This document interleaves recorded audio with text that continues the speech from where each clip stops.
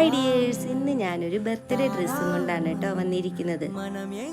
വേറെ ആർക്കുമല്ല, എൻ്റെ സിസ്റ്ററിൻ്റെ കൊച്ചിൻ്റെ ഫസ്റ്റ് ബർത്ത്ഡേക്ക് വേണ്ടിയിട്ട് അമ്മയ്ക്കും കൊച്ചിനും മാച്ചിങ് ആയിട്ടാണ് കേട്ടോ സ്റ്റിച്ച് ചെയ്തിരിക്കുന്നത്.